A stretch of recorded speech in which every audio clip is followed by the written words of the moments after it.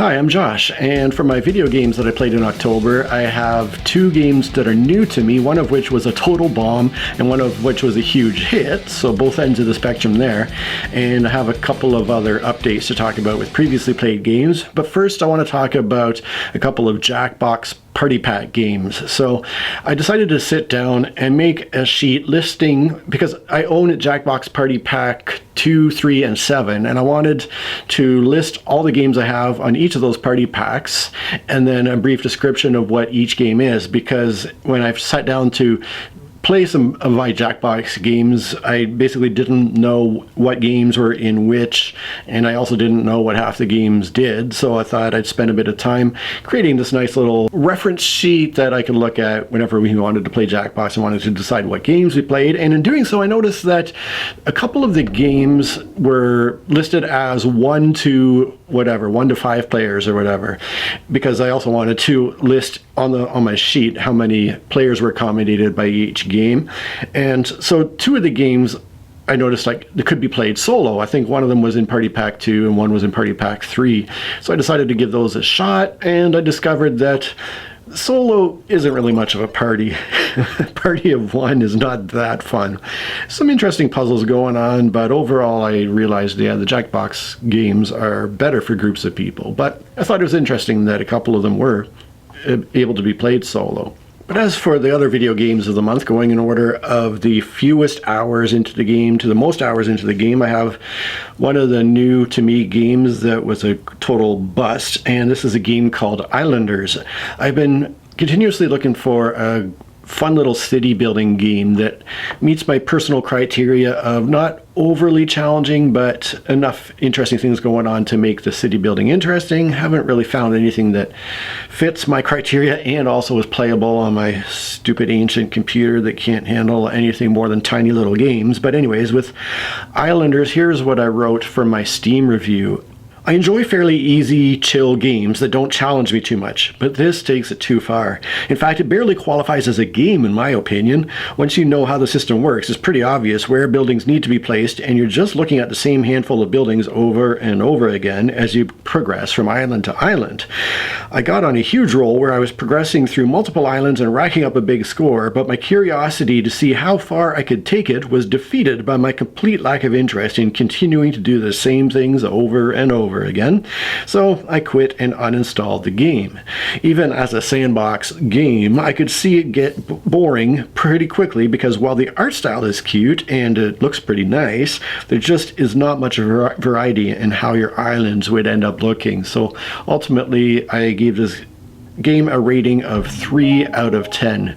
It looks cute. It's a very chill experience, but it really is not much of a game. That was just the initial impressions rating after 2.5 hours of play. The next game is just an update. I have 10.5 hours into Railbound now.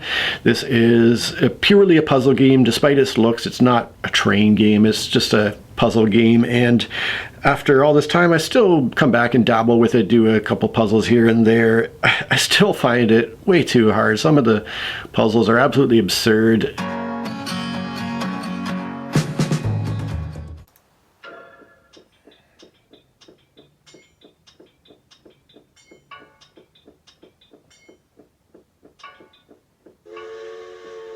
As you progress in each level, they get really, really impossible to try to mentally track.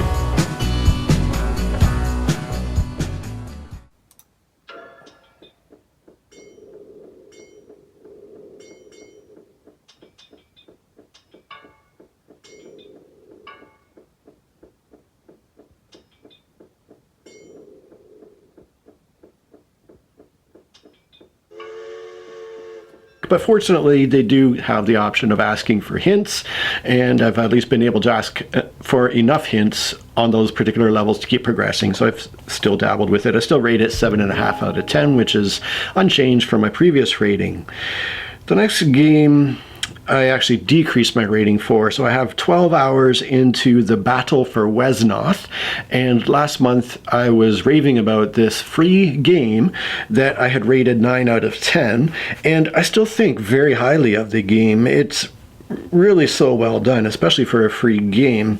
However, my enjoyment fell off a cliff after playing a scenario that took place on a particularly large map that took over 40 turns to play through, and I was just like, oh, I need to get this scenario over with, because I'm just trying to travel my troops across the map, trying to kill enemies, poking them. Okay, this one's dead. I can progress a little further, find another enemy, poke it. It's dead, keep going. And for hour after hour, it felt like I was doing that until I finally reached the end of the map and could progress to the next level. So I started the next level, and I was like, I'm just not having fun with this game anymore.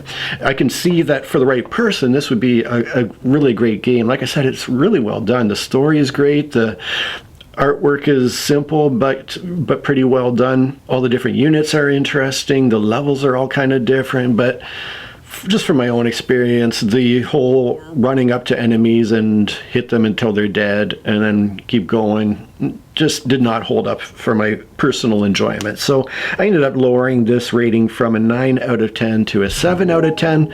Still a decent rating.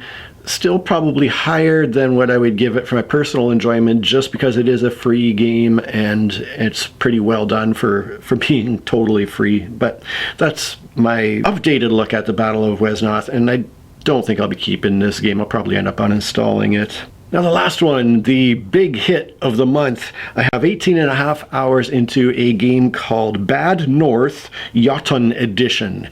And this is a very simple tower defense game that I found as a result of how much I loved playing the game Thronefall, which similarly is a very simple tower defense game. And I would have never thought I would be into tower defense games. When it comes to my personal entertainment time, I don't like to feel under pressure, so I'm gonna have to make a video about how my video game tastes have changed as I've discovered video games and what I personally enjoy. Because for one thing, I never would have thought I would have enjoyed real-time games. Being a board gamer, I thought I would stick to just the turn-based stuff, and I certainly never would have thought I'd be into tower defense games and that sort of pressure of wave after wave of enemies and the having to do levels over if you fail. I never thought I would enjoy any of that, but like I said, Thronefall was such a great hit. And so in searching for games that were similar to Thronefall, I came across this one, and here's what I wrote for my review of it on Steam. I found this game because it was recommended for fans of the superb game Thronefall who were looking for something similar. And while this game doesn't have as much going on as Thronefall did, it's still an excellent game. Bad North is essentially a lesson in combined arms, in that the player is a general who is maneuvering their infantry, pike, and archer units in real time on the battlefield, which are these little mini islands, such that each unit is taking on the enemy units who it best matches up against, while attempting to use the terrain of the island to their advantage as much as possible. In that sense, it's a really clever military simulation while being dead simple to play. There's also a fun sense of gradual progression as you hop from island to island, advancing the campaign and picking up skills and earning money to purchase upgrades to increasingly strengthen your units. It doesn't feel like there is a huge amount of variety in the game, but there's enough to keep me excited to continue playing so far. And in fact, I played through the entire campaign in simple mode and enjoyed it so much that I went back and restarted in normal difficulty level with the goal of successfully defending every single map on the island without losing a single house in the progress or losing a single commander. Of course, in order to do so, I have to put the option on that I'm able to replay an island if I fail it. People who leave that option off are sadistic weirdos, but I'm sure some people love the challenge. But anyways, after this 18.5 hours of play in a single month, I rate this game 8.5 out of 10. In comparison, I rated Thronefall a 9 out of 10. Like I said, it doesn't have quite as much going on. It's really very simple, and yet somehow, despite its simplicity, is very compelling, and it offers enough of a challenge to keep it interesting. Now for board games, I was fortunate enough to acquire 3 board games in the month of October. So the first one was Clans of Caledonia here.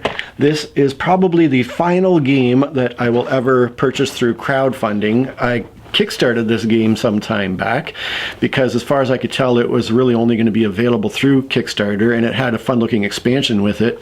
Now this is a double C thick game. It is quite a brick here, and I was excited to get it, of course, but like I said, it'll probably be the last game that I crowdfund for a number of reasons. For one thing, with cost of living ever increasing, I can't, for one thing, spend money on games other than the money I get through Patreon and through my wonderful Patreon supporters who do give me at least some sort of entertainment budget that allows me to buy these Steam games when they go on sale for like 80%, 90% off, and try out these fun different video games, as well as purchasing an occasional board game. But yeah, so I certainly don't have money to lend to a board gaming publisher with the hope that in a year or two I will receive a game in the mail and that they won't end up going under in the meantime and not sending out their products. But yeah, so that was obviously a major reason. The other reasons were, even if I had the money, the Canadian dollar conversion to typically US dollars is not good. Costs of shipping, obviously, especially since 2020, are wildly expensive.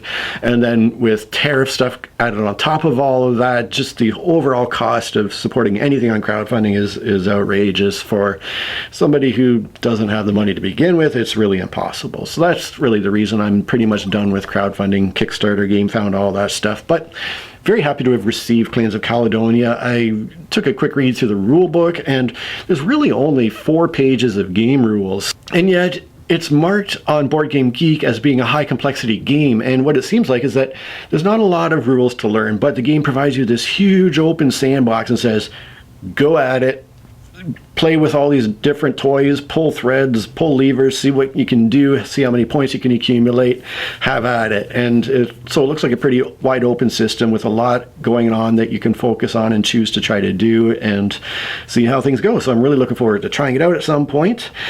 Another game, speaking of my Patreon supporters, the fellow who already is my highest Patreon supporter and who really should not be spending even more money on me, actually ordered me a game through a local Canadian game retailer and had this sent to me, a wonderful fun little game called Strike. And I am going to talk about this very shortly, but you know, I'm so grateful to have that kind of support in my life personally, and for myself and my kids. The fun that it provides is just so wonderful. And then, speaking of my kids, I took them up to J&J's in Waterloo, my local big gaming store, and while I was there, I picked up this tiny little game called DroPolter, which was kind of funny. I was looking around the game shelves. I couldn't find it anywhere because all I had seen were photos of the game online, and I had pictured it as being more like maybe not a full-size Ticket to Ride box, but certainly a much bigger game than this. But anyways, an employee helped me find it, and I'm going to talk about this shortly as well. So those are the games that I acquired in the month of October. Let's talk about the ones that I actually played, going in order of my lowest rated game to my highest rated game. I only had 2 board gaming sessions in the month of October. The first game I'm going to talk about is a game called Ascension Deck Building Game. It's a funny subtitle because when Ascension came out, there were very, very few deck building games available. In fact, the very first game that really utilized this deck building mechanism as the primary mechanism in the game was a game called Dominion way back in 2008. And Ascension came out in 2010. Like I said, it was one of the first games to really jump on this deck building bandwagon following the release and massive success of Dominion. And I actually played it in 2010, not long after it was released. And I think that's the only time that I had played the game before playing it again on Halloween evening with my son Evan and one of his friends who was over to hang out with Evan for Halloween. And while I don't consider it to be a great game, I'm going to talk about the ways that it fails for me. I will say it was absolutely the perfect game for the circumstances, to play with my friend Evan and my friend Evan, to play with my son Evan and his friend. His friend does come from a board gaming family. They do play some modern board games, and he's actually the one that brought Ascension to play with us. But after playing it, I was curious to see what I thought about it back in 2010, so I looked up on BoardGameGeek at my rating and comments from the time, and At the time I had rated it 6.5 out of 10, and at that point, like I said, the revolutionary deck builder Dominion had been out for just 2 years, and actually by 2010 I was burned out on Dominion from having played it so much, and so I was eager to try the next game in that genre, which was Ascension. And when I played it, I liked how fast it was to set up in comparison to Dominion, and I enjoyed the tactical aspect of the game. But things I didn't particularly like included the randomness that meant that the game was lacking in any sort of long-term strategy. The minimal player interaction was really only about occasionally blowing up some of your opponent's cards, and the artwork was just downright ugly.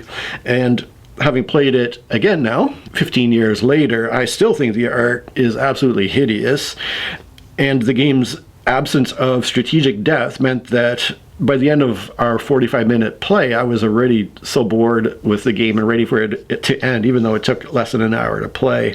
I also didn't like that it was hard to follow what other players were doing on their turns, because a fair bit of the play involves following very tiny text on your cards as you play your cards and perform their actions. And overall, I feel that it's a decent entry-level deck building game for perhaps more casual gamers, but the fact that this has become such a common mechanism in the 15 plus years since Dominion was released means that there are so many great games that are built around the deck building mechanism that Ascension just doesn't hold up really nowadays, and I've lowered my rating to 5 out of 10. Like I said, it was the perfect game to play the other night with Evan and his friend, and so it was great to be able to do that. But overall, this is not a game that I would be looking to play in the future. And then the next gaming session was just me and my 2 kids, Evan and Wyatt, sat down to play a couple of our new games, and as well as one that was new to my boys. So the first one I'm going to talk about here is DroPolter, where did I put it? This tiny little game that is one of the weirdest games you'll ever see, because the whole idea of the game is every player has these 5 little items in their hand, and each turn a card is revealed from a deck that shows from anywhere from 1 to 4 of these items on the card, and the players have to drop the items shown on the card onto the table without dropping the other items. The first to do so is going to get this little jingly bell, and the first to collect 5 of those bells is the winner. Now, the trick is those bells that you collect have to be kept in your hand along with these 5 items, and if you drop one of the bells in the process of trying to drop the items shown on the card for the round, that bell is removed, and then you have to recollect it in order to get the 5 bells you need to win. Crazy idea, right? And we played it twice because there's an easier way to play where you're allowed to look at the items in your hand as you're dropping them. You still have to be fast because you got to be the first one to do it to earn the bell for the round. And then the second way, you're not allowed to look at the items at all. You just have to go by feel and make sure you're dropping the correct items. Now, the first time we played actually took us a lot longer because I guess probably because it was the first time we played, but oh gosh, those tiny little bells that you're collecting are really hard to keep in your hand, and so we were constantly dropping these bells, and so nobody was getting to the 5 needed for victory, and so the game was going on, and there's a rule where if you get through the entire deck of cards and nobody has 5 bells, whoever has the most bells is the winner. And we actually got to the final card in the deck, and finally somebody, I think it was probably Evan, got their 5th bell and won the game. But I was like, let's get this dang game over with already. It's not meant to go on this long, I don't think. The fun lasts a little while, but then it fades quickly. But we did try it again without looking, and it actually went better / faster. But it was over more quickly because we got a little bit better at holding onto these little bells and being careful not to drop them, I guess. So overall, it's a very cool idea. It seems like the type of thing that would be super fun to play with a small group of casual, even non-gamers or gamers too. However, one thing about this thing that I found was that in the warmth and slight humidity of your hand over time, pieces develop this slight tackiness that really makes it hard to move around in your hand and drop them properly. And so it was a little bit frustrating. It was even more frustrating when you kept dropping your little victory point bells. And so overall, it was a bit funny. and players were dropping bells, and then it just got frustrating because the game wouldn't end. And ultimately, I end up rating this game a 5.5 out of 10 as being a really cool idea, but in practice, maybe not as fun as I would have hoped. Wyatt also didn't think too much of the game. He gave it a 4.5 out of 10, quite a low rating. Evan, though, did give it an 8 out of 10. So, and I wonder if Evan won both games or just the first one. I can't quite remember now, but I don't know. Something about it just physically didn't quite work out all that well. And I didn't, for some reason, didn't realize until after the fact that for somebody like me who's chronically ill and is therefore a germaphobe, this game is a bit of a nightmare, having everybody's hands all over the components all the time. But anyways, that was DroPolter. Next up, I'm going to talk about this game Strike that my patron purchased for me. And I played this with Evan and Wyatt, of course. And this is just a pure fun game of dice gladiators is what I call it. This is all there is in the entire game is this box and a whole bunch of black dice, and basically players start with a 7 or 8 dice depending on how many players are playing. They have to chuck dice into this arena here. There are, if you can make matches, you get dice back. There's things that will remove dice from the game. The ultimate goal is to be the last player in the game with dice remaining in your hand to be the winner. And so it's just a crazy game of chucking dice, battling dice with each other, trying to end up with the most dice, trying to eliminate your opponents. And it's pure fun. There's really not much to it, so you can learn it like this and just play through a game super quick. I will say that I do play with the fan-suggested variant rule of on your turn you can choose how many dice to roll, because the game rules state that you have to roll a single die each time you roll, and the only decision you have to make on your turn is, do I take another turn and roll a single die again and hope to collect more dice and risk losing them? And then once again, if I choose to roll, then do I choose to roll yet another one? And the only decision basically is, when do I stop rolling for my turn and pass the turn to the next person? However, if you choose the variant where you can choose how many of your dice you roll at once, then there's a bit of strategy involved, because if there's only a single die in the arena, you probably only want to roll one of your dice, because there's a higher chance that you're going to lose dice than you are going to gain dice. But if there are a bunch of dice in the arena, maybe you want to roll 2, 3, even more dice to try to get lots of matches and get lots of dice back. So at least it adds a second decision to the game, which I thought maybe makes it a little bit more fun. But, you know, it's not a strategy game anyways. It's just a chuck dice and have fun type of game. And my boys, though, did ask to play again and again, so we played it a few times. They both had a ton of fun with it. You know, when it comes to rating stuff, this is just one of those things where how do you rate a game like Strike against all other board games in existence, like the massive games like Gloomhaven and War of the Ring, or the tiny little games like DroPolter or whatever. So I don't know. I just have to really go by feel a lot of the times, and I give this game a 7 out of 10 as being a really solid, really fun game. Obviously it's not going to be the greatest tabletop game of all time, but for what it is, it's absolutely perfect. Wyatt also rates it a 7.5 out of 10, so a solid rating from Wyatt. Evan, poor Evan, struggles in the same way that I do with board game ratings, with the same idea of how do I possibly compare this game to all the other games that I've played. And Evan has a very analytical, very pragmatic mentality in general. But what he said is that for this category of game, for this fun sort of dice chucker party game, he rates it a 9 out of 10. So for what it's providing, he thinks it's an almost perfect game. Of course, it's not his favorite game of all time when compared to other games, but, you know, for this category, this is what he rates it. And then the final game I played with my boys is Can't Stop, another push your luck dice chucking game. I've obviously played this game a bunch. I've talked about it in previous months, but my boys have never played it. So I pulled it out and gave it a shot with my stupid warped board that I really need to contact Eagle Griffin Games about. But we gave it a try, and I wasn't sure what Evan and Wyatt would think of it, but to my surprise, they enjoyed it so much that they both immediately asked to play it a second time. So it was really funny. The very first game we played, again, my boys have never played before, this is what the board looked like after Wyatt had finished his very first turn on the very first game. He just kept rolling and rolling and rolling, didn't bust out, was able to finish the 6 column, almost finished the 8 column, and after turn 1 had all these advancements already on the board, and Wyatt ended up winning that game.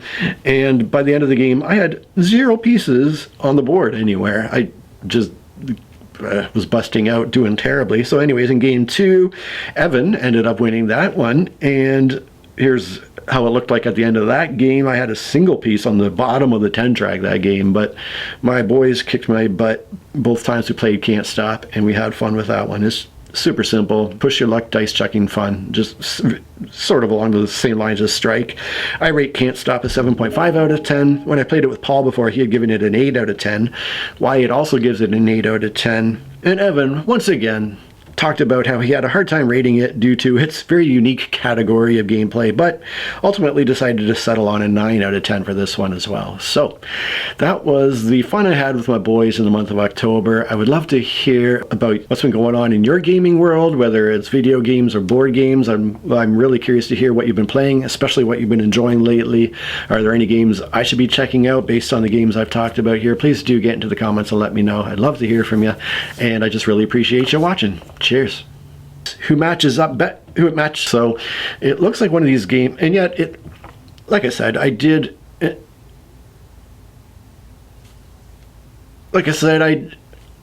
game